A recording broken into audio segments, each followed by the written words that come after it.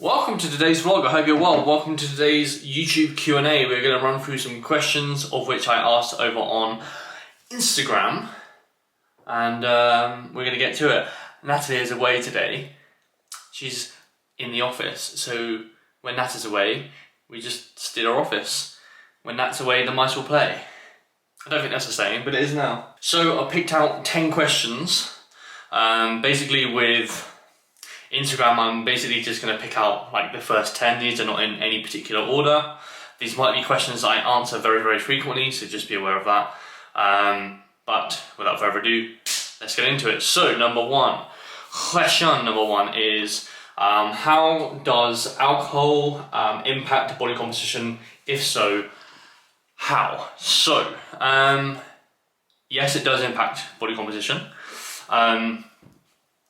Now, when we look at acute, so like short-term effects, you're going to look to kind of hinder sleep quality. You're also going to hinder hydration levels, so they're just something to kind of consider. When we're looking at long-term effects, we're looking at the increase in estrogen and the decrease in testosterone, which is obviously an important part of bodybuilding, right? So I'd say, yeah, from a short-term effect, we're looking at acute reductions in training performance. I'd say from a long-term standpoint, you're probably, especially if you're doing this all the time, I'd say that you're looking at not only the short-term kind of performance indicators or like regressions, which will affect body composition, but also you're going to be looking at like the testosterone and estrogen side of things as well. So just something to be aware of. Obviously, if you look at someone who's been drinking for years and years and years, they've probably got like man tits, right? But then we look at like, does alcohol affect body composition? And then we look at like the dosage. So if you're having like one or two times in the week, then it's not going to matter too much. If we're talking about like excessive drinking, then yeah, it's gonna have an impact. But even like one or two, if you're saying zero alcohol versus like one or two in the week, I would say that nearly in every situation, I'd say that probably the guy who doesn't drink or the female who doesn't drink would probably have a better body composition. So next question is, what hip hinge would you recommend for athletes with lower back pain? Interesting. So you could either go like with the severity of the hip hinge. Number one, you could try something like a hip extension, loaded hip extension. That could work out very, very nicely. We've actually had one study recently saying that the hip extension actually has more stimulus than a RDL. So you could try that, and then you can load away via a barbell, or not at all. You got to think that like it would be advised in a program to have a hip extension like a hip hinge in place, but not critical if you don't, right? So you got to think like the risk versus reward here. What's the risk? Well, you could niggle your back further. And what's the reward? Well, obviously we've seen the results with hip hinges, but like, is the risk versus reward in favor here? Like how severe is your injury, right? In your lower back pain. I would say that nearly every single person who reports lower back pain, by the way, is simply being extremely careful and actually hasn't got severe lower back pain. And that's one thing that I do see very, very like commonly, right? Is that people will come to me and say, look, I've got lower back pain. It's like, okay, let's assess. You go to a kind of chiropractor or you go to like a back specialist, right? And they're like, it's not really, it's a bit tight, but that just kind of goes, that's just general living, right? So you get some people who are like hyper focused to lower back pain, of which you can obviously work in things like this, or you've got some people who have like genuinely have back pain, of which then you would probably say that take hip hinges out for good, or at least until the back pain is seemingly better. So next question is, what would your approach to training be if you wanted to better longevity and general health or overall health? So I would actually do nothing really different. The only thing that I wouldn't do is to dial it in or dial my physique in, as in excessively diet. So something like prep I probably wouldn't do for like overall health, because it's just not healthy. But I would still lift, because building muscle is actually in itself healthy. But I just wouldn't go to the extremities, and also I'd probably take more frequent deloads if I wanted to do, like if I just didn't care that much about muscularity, but I wanted to do it for a while, I would take like deloads every like 3 to 4 weeks. So yeah, there's that aspect as well. But like overall health, you like the benefits to resistance training is incredible, right? So I'd still train. The thing is, I love training. That's like my thing. That's my what I love. My bread and butter. That's my bread and butter. So like yeah, I wouldn't change too much about my actual training. And I would actually go as far as to say that I'm probably going to be doing this for a long time. Touch wood if I don't get injured, obviously. But I take all the necessary precautions, like taking the deload the other week when fatigue wasn't actually that high, because of my shoulder. So yeah. Any shoes you've copped recently? No, I haven't copped anything since the Clot Air Max ones. I haven't copped any in about 2 to 3 months. Reason being is that I just go through waves of shoes. So like what I'll do is I'll buy a load of shoes, I'll wear them, I won't have any shoes anymore, and I'll buy some more. That's kind of how I kind of act with shoes. I've also sold a considerable amount of my collection just from the simple fact of a part of me is like, I just don't think it's something that like I hold in high regard. I really like the art of shoes. Shoes in itself is an art form. So when you wear the shoes, you're actually wearing someone else's art on your foot. The only thing is with that is that sometimes it comes across materialistic, and for that reason, when you like, if for example, if I post on social media saying I've got these new pair of shoes, it comes across as like being a hype beast rather than what I bought them for, right? Not that I necessarily care too much for what other people think, but a part of me is very aware, especially since becoming a full-time coach, that if someone's like paying for a service for me and I go and spunk it on these like hypebeast trainers, then it kind of just doesn't look very good, right? Whereas like I pretty much plant a lot of my money back into the service. But yeah, I don't know, it's kind of a few things really. I'll no doubt pick it up in the future, like as a next year maybe.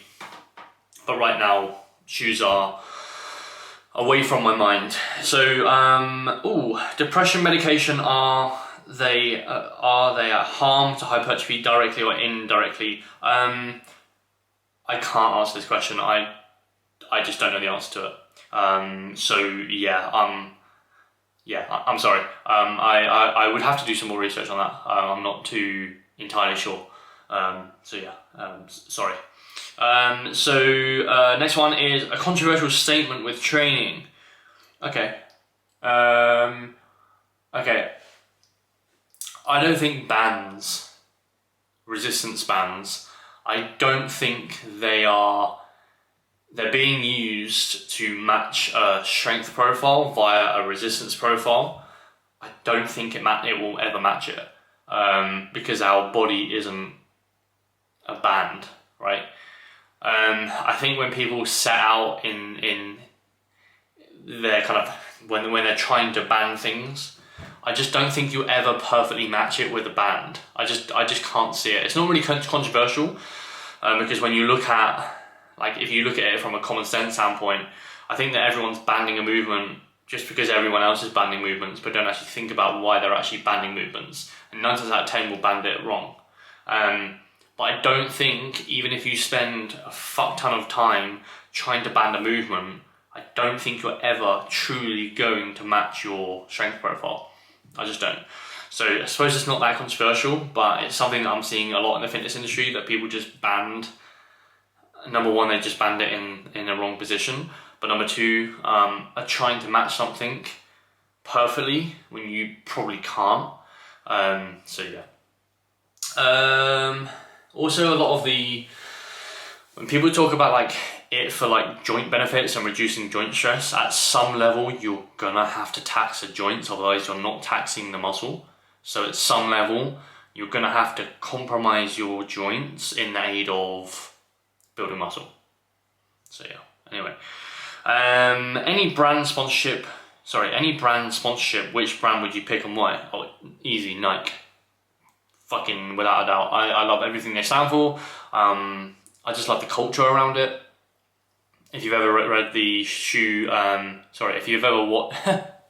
if you've ever read the book Shoe Dog, everything about the brand that I'll kind of resonate with. So yeah, Nike, hands down. I don't think there's a brand in the world that will ever do it like Nike, ever.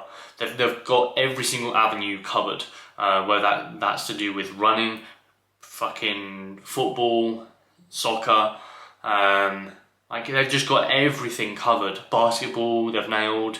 Like every sport in the world you can think of, they're there, and they're leaders within every single sector. So yeah, and also like culturally, go down the street and spot and like try and like walk 5 meters or 5 or 10 meters and not see someone wearing Nike. So yeah, it'd definitely be Nike. Is it possible to make optimal gains when I progress mesos with just volume at 3 RAR? Optimal, probably not, but you can make gains. And I would even go as far as to say that like last week's 3 RAR is probably not going to be this week's 3 RAR, because you're probably going to be better at targeting the designated RAR. The only problem with RAR is that I'm seeing at the minute is that people just overanalyze where that is and would cause more neurological fatigue. So like it'll be like going to like, right, this is 5, this is, and then you're kind of like, well, where am I, right? So I would say that like when the target is to mitigate fatigue, which is essentially what the like RAR training will do, you're actually inducing a lot of fatigue as well in the form of neurological fatigue. So yeah, I don't think optimal gains, but you will make gains. So you are in essence here, if you're just applying volume, you are progressively overloading. You are going to be better and better and better at gauging 3 RAR. Could you become adapted to it over mesocycle, probably. So yeah, I mean, you could still add load, etc., and add reps being at 3 RAR, simply via like food, right? If you're in a surplus and you're doing like 100 kilograms for 7 reps, you don't expect, if you're pushing food up and you're a pound heavier the week after, hitting the same numbers would actually be a regression, right? So you'd want to beat the numbers. You can still train at 3 RAR and beat numbers, which is what I think most people don't get. They kind of can't get that you can beat reps, but still train at the same RAR. It's kind of like when people say that about training to failure. It's like, well, how have you beat reps? How are you training at 0 RAR here? But then the next week you beat the reps, and how are you training at 0 RAR here? It's like, well, that's what happens, right? That's progressive overload. That's why we increase food. You have a better ability to recover. You have a better ability to like push weight, right? So yeah, I think a lot of people kind of get a bit in their own head. After my deload, I usually feel weaker. What am I doing wrong? Nothing. You're doing nothing wrong. Totally normal to feel weak after a deload. I would say that if you're doing an actual deload, you'll probably be less weak than if you're taking a rest. Like if you're taking a rest week, you'll probably come back to the next week going, what the fuck is happened, right? All my kind of lifts have regressed. And that's probably something to do with lack of blood flow throughout the system with a rest week. So you're just like sitting in your own shit for a week, basically. And also it's like a neurological thing as well. So like you're going to the gym and you're doing an RDL, and then the next week you do fuck all, and then you go back to the RDL. That RDL will feel foreign as fuck. It's like if you go on holiday and then basically doing like your training, you then go on holiday, you come back and you're like, what is this place, right? Your body is so quick to not like forget, but definitely takes a while to get back into that groove. But you're not doing it wrong. Even in a deload, you'll feel weaker. Can't really think of why. It's something that I'm actively thinking about. But yeah, you're doing nothing wrong, for sure. We'll go to the last question because we're approaching like 15 minutes of this. So if my chest never gets overlapping soreness, should I increase training from 2 to 3 times per week? I don't think soreness is a good proxy of increasing your training frequency. If you're a client of mine, you would have been taught a lecture by your boy, which would be going over when to add in frequency. And one of the things we actually discuss is not listening too much about soreness, because essentially if we listen to soreness and then we kind of go into the repeat bout effect. So if, for example, we were sore in week 1, and then all of a sudden week 3 we're not getting that soreness because we're repeating, our body's very good at kind of being adaptive, then it would be very easy for us to then increase your frequency and increase your volume, which means you'll probably be under recovered and then you'll be training suboptimally. So yeah, I wouldn't chase soreness. It's not a bad proxy to go off. Like if you're excessively sore, you'll probably want to reduce volume, but not being sore wouldn't mean that your training isn't effective. We more so look for proxies like pump, disruption and readiness. So are you ready to train? Are you disrupted to the muscle that you're intended to hit? And are you pumped in the intended muscle? So we more so look for that. And also we look at actual training performance. So like you've got X amount of volume in one session and X amount of volume in another session. How is your recovery and how is your training performance in this session and how is it in this session? If it's absolutely flying off the wall in this session and flying off the wall in this session, fucking leave it. Now, if it's flying off the wall and flying off the wall and both pump disruption scores, everything else like that, are extremely low, then I'd say you're training with low volume. So this might be best or better to kind of increase it. If your training performance is shit and you're getting really, really sore, then you would need to kind of assess the training volume in that session. If you're over 10 working sets in that muscle group in that session and this session, and your pump and disruption scores are low, then I would say, look, probably add in some frequency. So there's kind of some takeaways here. Anyway, that was today's vlog. I hope you're well, I hope you learned something, and I will speak to you in the next one.